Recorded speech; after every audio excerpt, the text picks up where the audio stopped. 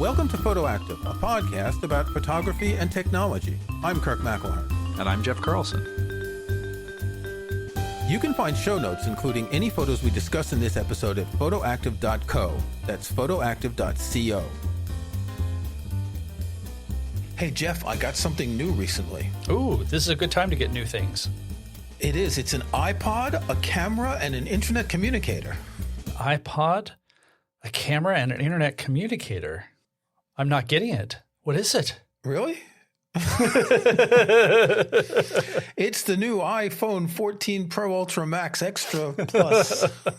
Yeah, I was just, for those who don't understand, I was riffing on Steve Jobs' first presentation of the iPhone, where he said, it's an iPod, a phone, and an internet communicator. And I like the internet communicator. What does that even mean? Oh, yeah. Right? And like today, would you even say it's a phone? Because we don't, I make phone calls, but it's more often FaceTime and messages and Zoom and everything. Yeah, well, phone has just now become the word for that thing that you carry. It's no longer the word for the thing you use to speak with, yes, which I think is fascinating. The word originally was telephone. That was the original word. That's right. And it had a dial. And it had a handset that you would hang up on a little thing, which is why you talk about hanging up a phone call. Isn't it interesting how this language is going to persist? Oh, yeah. People still say dial a number and hang up a phone call. Yeah. And also, I remember having a super, super long phone cord so that the phone that was in the kitchen, yes, I could take into the living room if I needed to. And we saw that on a TV show recently, and my child was like, what in the hell is all that? I remember when we first got a touch-tone phone. Oh, yeah. That was a big deal. That was a big deal. But what's curious about these phones, here we are reminiscing about talking on the phones. We can also take some pictures with them. Have you taken any pictures on your new internet communicator? I have taken pictures with my new iPod and internet communicator. I'm going to just come out and say it right away. I think this is a game changer for cameras on the iPhone. We've been discussing this, and you've seen some stuff on Facebook, et cetera. I'm impressed by the quality of these photos more than I've ever been on an iPhone. I've always made the distinction between a smartphone camera and a air quote real camera. Mm-hmm. And this has reached the stage that it can compete with a real camera. There are certainly limitations, and we'll discuss some of them. One of them is you just don't have as many choices for lenses. And the only camera, because remember, when we're talking about a camera as a device, it actually has three cameras, which are the three lenses, and only one of them, which is the normal what they're calling the main camera, that used to be the wide camera, is the only one with 48 megapixels. But those 48 megapixels, I compare it to my Leica Q2 monochrome, which has 47 megapixels. So it's very similar. The amount that I can crop on those photos is amazing. Now, I'm not getting the same amount of detail with the iPhone photos because it's a color sensor, so it doesn't have the detail of a monochrome sensor when you crop really tight. But I'm just stunned. The first weekend I got it, I went out and took some photos, and I was stunned when I saw how good they were. Yeah. And I think part of this too is that at some point we knew that there were going to be more megapixels in the iPhone. Just generationally, it just made sense that it would happen. And I think, at least, well, personally, I was preparing myself to be a little disappointed because you'd have more megapixels. But you have to remember that they're smaller megapixels packed into a smaller sensor. We talked about this a little bit in our episode a couple of weeks ago. We'll put a link in the show notes, just about the technical specifics before we had the phones in hand. And so the expectation was, yes, this is an improvement, but you're still talking about physics. You have small apertures, small everything. And so how would that actually compare? And I have been legitimately amazed at some of the shots that I've gotten.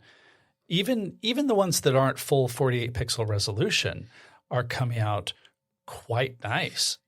And at least for me, I sort of expected this to be a pretty good upgrade from the iPhone 13 Pro, which I thought was a really good upgrade from before.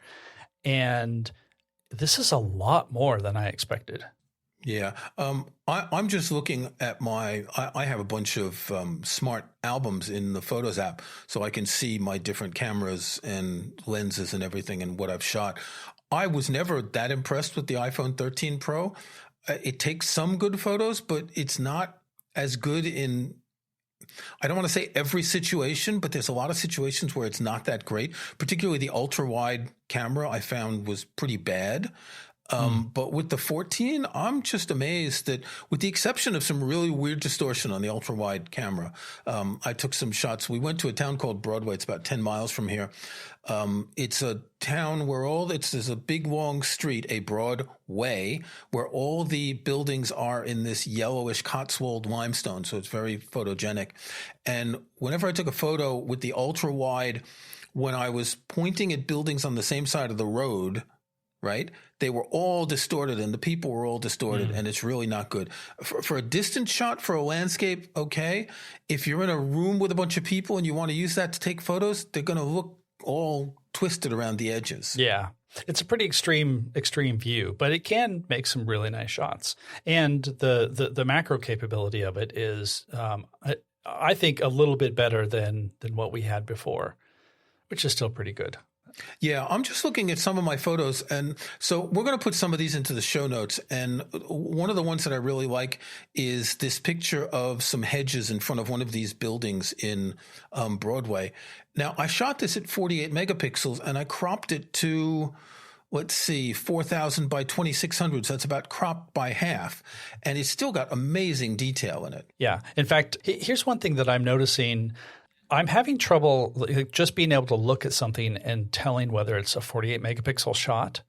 And I think that is a good indication of the quality, both in its 12 megapixel pixel binned version, or if you're shooting raw wide in 48 megapixels.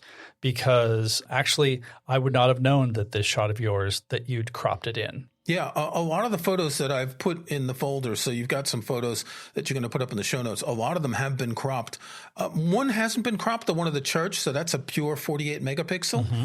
And I'm looking at it here in the Photos app, and it looks really crisp, and the colors are just right, and everything just seems really balanced. I did hardly any edits to any of these photos other than cropping them, maybe changing the exposure a little bit, as one tends to do with RAW files. Sure, yeah. But I'm just amazed by the quality of these 48 megapixel photos and even the 12 megapixel photos. So you can choose in the camera settings. So you go to the settings app and then camera. You can choose whether you want the raw photos to be 48 megapixels or 12 megapixels. The difference is this one of the church is 81 megabytes. So if you're going to be doing a lot of 48 megapixel photos, we discussed this in our previous episode, it's going to take up a lot of space. So you might not always want to do 48, but you want to have that option to be able to do it when you want to. So I would suggest that everyone just put it to 12 if they're serious about photography and they want to do raw photos, put it to 12, but be aware that when you want to do something, particularly if you're going to need to crop a lot, up it to 48. Mm-hmm. Don't do anything in burst mode with 48 megapixels. First of all, it won't go very quickly. You won't get a lot of photos because it takes time to read the sensor and write it to the iPhone storage. Yeah, there's definitely a delay when you're shooting the 48 megapixels, which was actually a little bit of a surprise because everything has always been so fast on the iPhone. And this time you notice it. You hit the shutter button and it has to spin a little bit as it saves it because it's also doing the processing. This is a Pro RAW image, and therefore it's doing all of its computational photography on all of that. So it's doing a lot. So I mean, it's not interminable. It takes like maybe a second, 2 seconds or so. Yeah. So me personally, I'm just going to keep it at 48 megapixels. And what I'm trying to do is be more conscious of when I'm shooting in RAW and when I'm shooting in JPEG. Because before, I would just leave it in RAW, and then every photo that I took was RAW. And because of this size limitation, and because like you just really don't need 48 megapixels all the time, I'm trying to train myself to make a note, is the RAW turned on for this? Okay, I need to be more deliberate about shooting in RAW for this situation. And in fact, one of the things that I almost did, and something saved me. I had to return my previous phone because I'm on the Apple upgrade program. So I get the new one and the iPhone 13 Pro goes back. I put it in the box that they sent me, took it to FedEx, and I just took a little snapshot of the label so I could have the tracking number, right? And then I was realizing, did I just take a 48 megapixel, 100 megabyte image of a FedEx tracking label?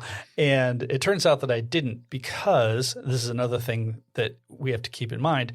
If you are in a lower light situation or night mode, it will just automatically do 12 megapixels. Okay.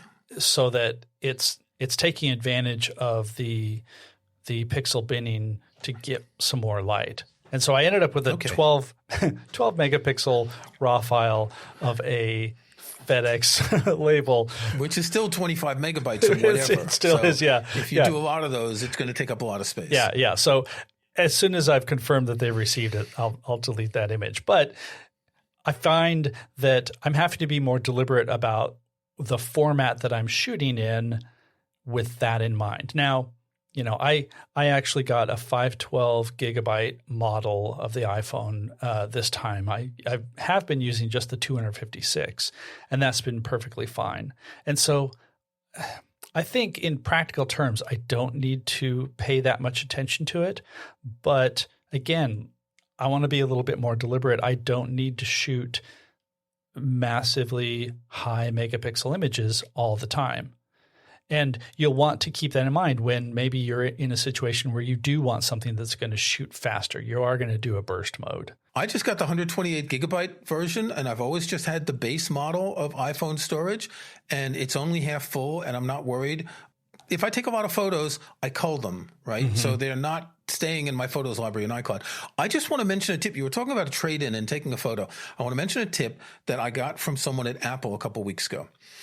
I was trading in an old iPhone and an old Apple Watch to Apple, and I got the mailers for both of them at the same time. So I didn't know which was which. So I had to call up Apple and give them the numbers on the label so they could tell me. And the woman said, I want to give you a tip. You may not have thought of this, but take a photo of the device when you put it into the packaging, just in case. Sometimes the company that checks them for the trade-in might say that it's not in good condition. And if you have a photo, you call us back and we'll take care of it. That is obvious and brilliant. And now I wish I had done that. Exactly. And I never thought of it before either. Well, I actually got bit by that because when I traded in my MacBook Pro last year, there was a ding on the case that I wasn't even aware of. And the company that does the trade-in, it's not directly Apple, they said, you don't get anything for this because it's got this damage to it. And that – if I had just taken pictures and known about it, that would have helped. Yeah. But so great idea. Useful tip. Great idea. Yeah. So in practice, have you noticed anything different other than the fact you've got more megapixels and it's a little bit slower? One of the things that I find is you don't have to learn anything new except just to be aware of these megapixels. The one new thing is you have the 2x zoom. So there's the 1x main camera, the 0.5x ultra wide, the 3x telephoto, and the 2x, which is using the 48 pixels but cropping it to give you an optical zoom at 2x. And that's really clever. So you have an additional zoom. You have four optical zoom levels with only 3 cameras, and that's pretty cool. Other than that, though, there's nothing really different about using it, is there? Not that I've seen. And in fact, one of the things about the 2X that I've really forgotten to even test at all is wondering how that reacts in, say, a low light situation. Because 2X, the idea is it's taking 48 megapixels and it's cropping it down to 12 megapixels. But if there's low light, it may be shooting in 12 megapixels and then giving you, and then maybe upsampling. I don't really know what's happening there, and that may be worth doing some testing. Yeah. But again, the whole point of this is you don't really think about, am I doing optical? Am I doing digital zoom or whatever? Because it's just, now I have this other focal length, which is quite nice to alternate between. Yeah, and you can always zoom further than that. I think you can go up to 15x on the Pro, but only 6x on the plain iPhone 14 models. I think that's right, yeah. Yeah. So we're 15 minutes in, and none of us has a lot to say other than like, wow, this is a really good camera. I kind of thought we'd have tons of things to say, but we're both looking at each other here, trying to find what to say. Do you want to talk about some of your photos? Sure. The thing that stands out is just it's doing a great job with detail. And even with the telephoto lens or the 48 megapixel wide lens when you're shooting in that, if you look in the folder that I have of images, I have a few that are labeled grass. And this was the one time that I really set about trying to do any sort of comparison shooting because – I don't know. You can find. Oh, I thought you were doing some recreational activities. different kind of grass. Yes. You can find all sorts of comparisons on YouTube and online, and that's great. I just didn't feel like it was necessary for us to be completely comprehensive about that. But I have a few examples. So there's one that's a 48 megapixel. There's one that's 12 megapixel using the telephoto lens, and then I also took a shot using the iPhone 13 Pro using the wide lens. And there's also one that I shot with my Fuji X100V. And which film simulation did you use on that? I think just a standard one. I don't think I have the Provia. The Provia, yeah. I have to say that one looks better color-wise. Color-wise, it does look better. And that's the Fujifilm color advantage. Mm-hmm. The iPhone ones look good. I think one thing that I've noticed is things tend to be a little more yellow with these images in general. Okay. Especially when you're looking at something like this. So for people who aren't looking at this, go to the show notes or make sure that you are listening in an app that will show images like Overcast or Apple Podcasts. And make sure you're not driving while you do this. Make sure you're not driving while you're doing this. So on a walk that I typically take, which is in a park in Seattle, it's by the water, and there's basically just some dry yellow grass, and behind it there's a little bit of a pier, and then you've got Puget Sound beyond that. And I think when you have shots that have a lot of sky, so this is late afternoon, there's no like dramatic sunset. It's not like that, but there's some clouds in the sky. There's a little bit of color in the sky, and the whole thing just has a yellowish vibe to it.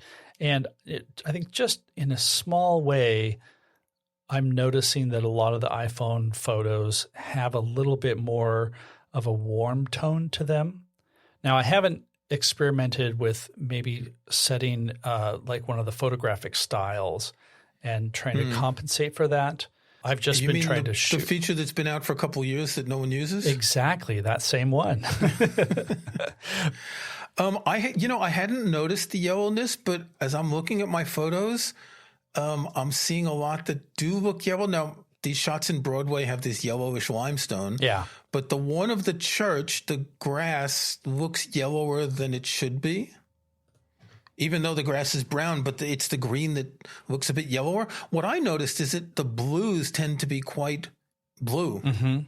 That it seems to be going heavy on the cyan in a lot of the photos that I shot. Yeah. It's not a huge deal. And in fact, this is kind of a thing with photography too. With any camera, you'll have characteristics of the sensor or characteristics of the lens that you're using. So I'm not necessarily saying that it's bad. It's just something that I've noticed. I think the iPhone cameras tend to, like from generation to generation, have different levels of their white balance. That's the default. It's not bad by any means. Well, is the Space Needle white or is it yellowish? That is a very good question. Because in your photo, it's clearly, in the close-up photo, it's clearly yellowish in the detail. I believe it is slightly yellowish.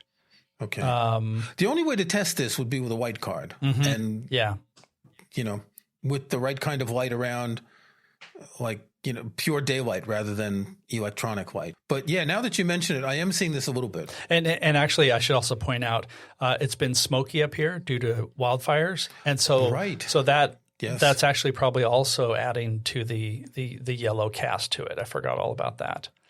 Yeah.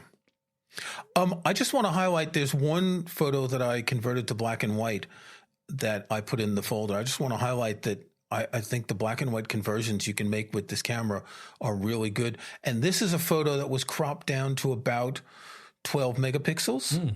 And this is a photo I shot with the 2x zoom. So it shows up as a 48 millimeter lens in the EXIF data. So this is only a 12 megapixel. And the detail in this is surprising, the contrast that I was able to get. And obviously there was a little bit of editing because I had to convert it to black and white. But the ability to get this from an iPhone, this is far better than what you usually get. I'm just looking at my edits. The only things I did were change the black and white conversion settings in photos. I didn't do anything to exposure, highlight shadows, or anything at all. One of the things that I'm noticing without my own experience, but in some of the other shots, is I think the low light and night mode features have improved, which, have always been pretty good. But I'll put a link in the show notes. Russell Preston Brown, who is longtime Adobe guy. In fact, I think was on the original team to make Photoshop. He posted a picture of a lighthouse and the Milky Way, and star fields that was just shot using the iPhone 14 Pro on a tripod. So it did the 30-second exposure.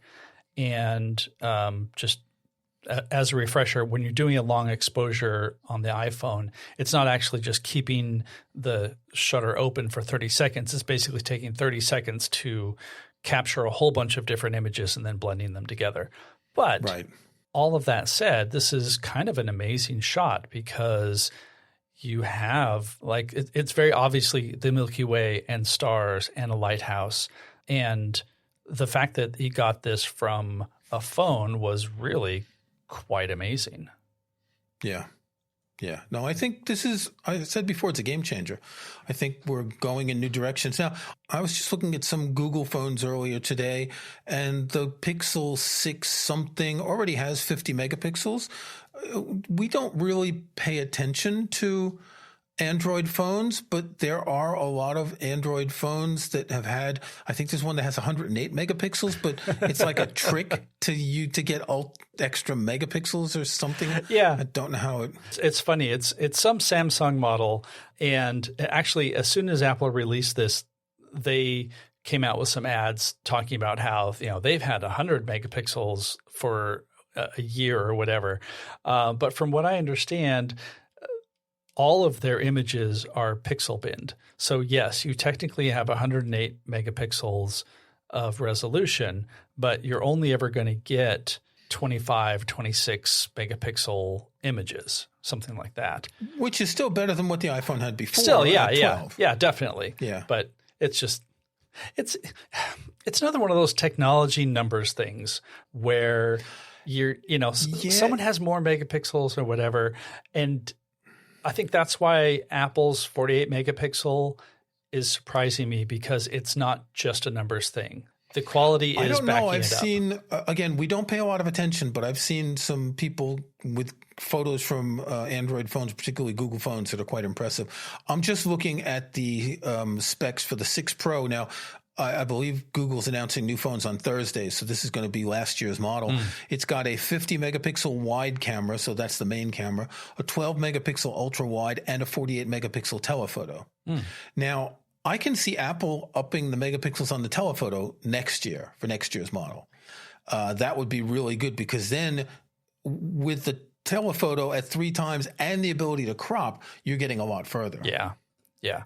I also wonder, and pure speculation, but could it be that Apple's inclusion of just one 48 megapixel sensor, could that have been because of supply chain issues that have bedeviled the industry over the last 2 years? Could we have gotten 48 megapixel sensors on all 3 of the cameras, I don't think we'll ever see it on all 3 of them.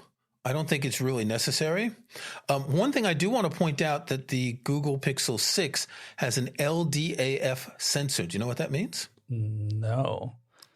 Laser detect autofocus measures how close your subject is to the phone to help keep them in focus for low light photos. Oh, well, that's cool. Now, the iPhone does that with LiDAR. Mm-hmm. Is that the same thing as LDAF? You know what? It probably is, yeah. Just with a different, Lasers, man. Frickin' lasers. But does the iPhone have a LiDAR on all the cameras? The LiDAR is its own little laser emitter. And so I think all the cameras can use the LiDAR, but it's worth noting that it's only being used in low light situations. Right. It's not trying to do it in yes, night mode portraits bright. Is what the specs say. I think it would be better if it was doing it more often, because I've taken a few cat photos where the cat is out of focus, but something right by the cat is in focus. Mm-hmm. Now, it doesn't have face detect for pets, which it should by now, but it seems that when you're dealing with the kind of wide angle lens that it's using, that you should get better depth of field. I'm going to drop one in the folder right now for you to look. A picture of Rosalind, the cat, sitting by her water bowl. She likes to sit by her water bowl. And it focused on the water bowl, and it didn't focus on Rosalind, who was just inches behind it. And it's very clear that she is out of focus, and just the front edge of the water bowl is in focus. Now, I don't know if it's not a portrait mode photo, so I don't know why it didn't get the depth of field that I think it should have had at that sort of photo. Yeah, I don't know. I don't know either. Yeah. That's the only photo that's disappointed me is that. And again, the ultra wide lens. I'm dropping another photo. I should have dropped all these photos in before. I'm just putting another one in to show you. This is 3491 to show you what it looks like when I was taking a picture of a building, as I said, on the same side of the street. It's really quite strange. Yeah, lots of distortion there. Yeah, and distortion that is reparable if you're shooting RAW in a photo editing app that gives ways to fix distortion. Interestingly, we have a couple of episodes about fixing distortion that we'll link to in the show notes. What a good idea. But it was surprising to see that it was this distorted. Now, maybe it was like this before. It's not. I didn't use the ultra wide much in the past, so. Mm-hmm. I have a question about one of your images. Okay. You have a shot that has it's the top of a roof, and it looks like a wolf or something that's been made out of straw and wire. Yeah, this is a thatched cottage in the village, and they often put animals on the top of the roof. And this one looks like it's a fox running across the top of the roof. Right across the street, there's another one with a cat and a dog on top of the roof. I love the shot. And I love the actual fox itself. And so I'm curious, was this shot with the telephoto, or did you shoot a 48 megapixel and crop way in? Because there's a ton of detail there. Yeah, so this is with the telephoto, the 77 millimeter, and it's not cropped. So it's 12 megapixels on the 3X telephoto. That's great. In my opinion, the telephoto is a lot better than it was in the past as well. Yeah, I would also agree. From the ones that I've tried. But what we haven't mentioned yet is the thing that you've probably tested the most. The selfie camera is improved. I have never taken a selfie. I know. I once had a friend who visited who took a selfie with me and gave me the copy of the photo. Why do I want to take a picture of myself? Exactly. No, that's exactly why I brought it up. I have taken a couple of selfies. The big improvement here is that it has autofocus, which I think I and everyone else in the world said it didn't have autofocus before. I guess it does now. It seems fine.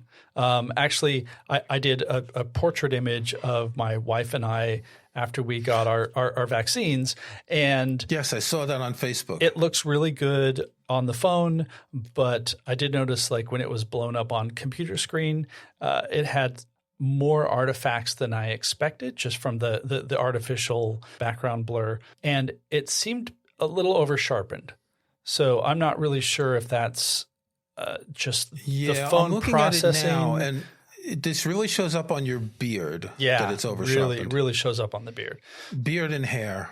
So I think Apple might be a little aggressively working on those. People want to look better in selfies, so yeah, that's true. You know, it's important to them. The selfie camera is really important to people younger than us. Yeah. All right. Do we have snapshots? Do you have snapshots? Do you have a snapshot? Do I go first today? Sure. Why don't you go first today? I can go first. I always buy a case for my iPhone, and I originally ordered Apple's clear MagSafe case, which is what I had for the iPhone 13. But once I realized that this is a real camera and I'm going to be using it as a camera, I bought the Peak Design Everyday case, which has a space where you can connect one of those little Peak Design anchors to. And I have a Peak Design cuff, and I actually bought the new model of the Peak Design cuff because it's got that magnet. So when it's not connected to the camera, you can connect the clasp to the thing so it doesn't get in the way. Oh, cool. I hadn't seen that. Yep.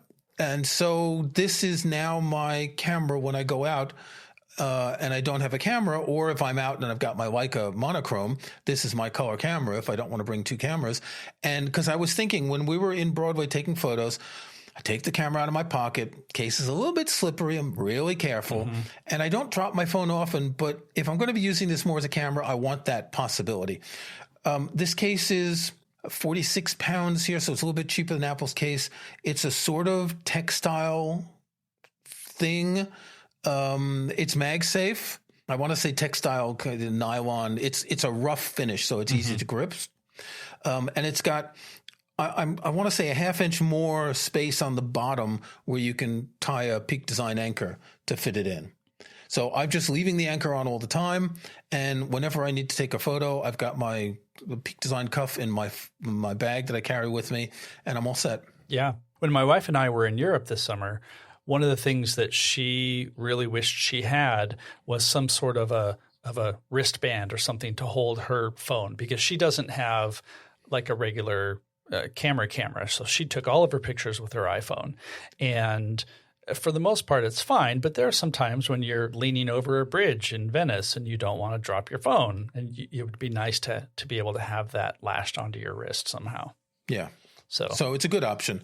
If you don't have a Peak Design cuff, I think it was 26 pounds, so you're talking 70-odd pounds, $70-ish for the pair of them together. And I'll also point out that Peak Design, they've built an ecosystem of phone stuff, and so you could then have that, and there are MagSafe chargers and a wallet, and there's actually a super cool portable tripod that you can use, although I never actually used it. I got a pre-production set a couple of years ago when they were working on this. I got to try it out, and I wrote about it a little bit on my blog. Now that you have that, you can take advantage of a bunch of different things, like a bicycle mount and things like that. Yeah, there's a little square space on the back that they mount into. I looked at these and I didn't really see any use. I mean, I've got wireless chargers. I've got the Apple Wallet, actually, which I never use. I only bought it to write about it at one point, to do an article. Yeah. The idea of, I don't ride a bicycle, the idea of having a car mount I don't need. It's true that little tripod could be worth getting just to have around. But none of these things actually grabbed me as essential. The tripod's more expensive than the case, so I'm not really sure if I want to spend for that rather than get something else, but I'll see. What's nice is they have a pretty broad range of things for somebody who may need one or two of these other things. And because it's also compatible with the MagSafe system, right? You know, it completely works.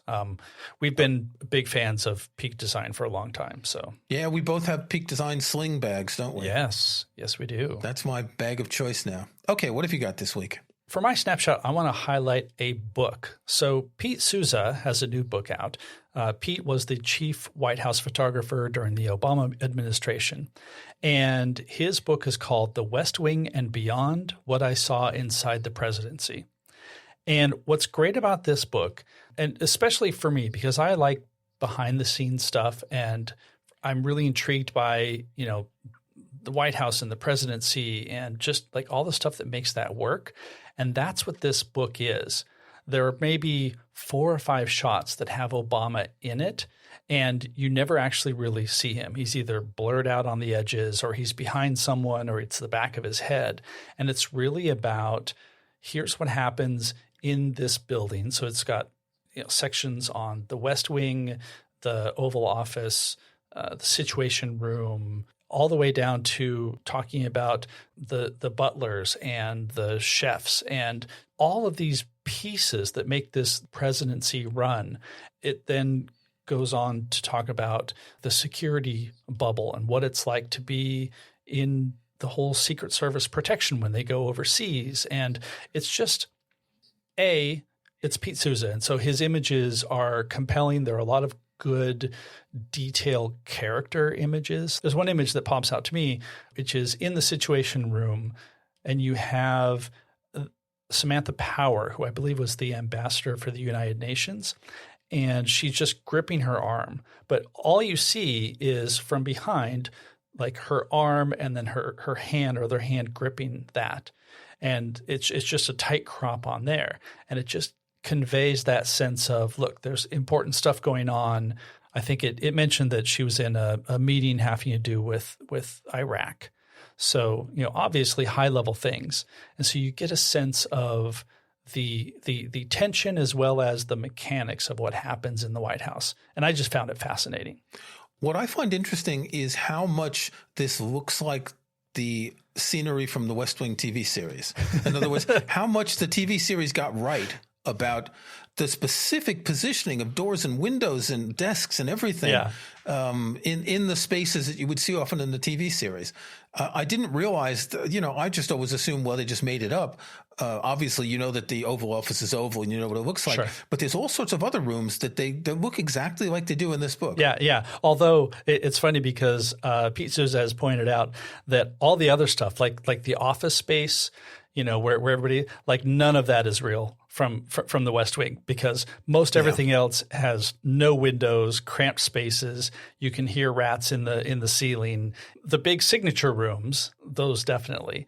Even that space right by the entrance to the West Wing. Yes. Right? Where there was often things going on there. Mm-hmm. The position of the desk and the window and the doors coming in, it's exactly the way it was. So they must have paid a lot of attention for whatever reason, because we didn't know that when we saw it. Yeah. Right? But they paid a lot of attention to that detail, which is nice.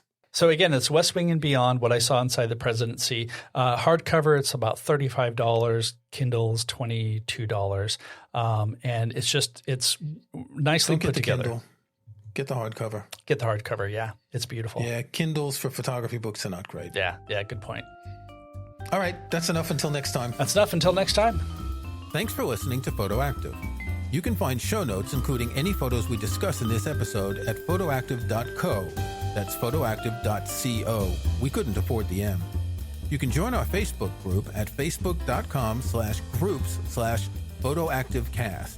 That's photoactivecast in one word. You can subscribe to Photoactive in your favorite podcast app or on Apple Podcasts. See the links on our website. And think about leaving us a rating or review in iTunes or in your podcast app.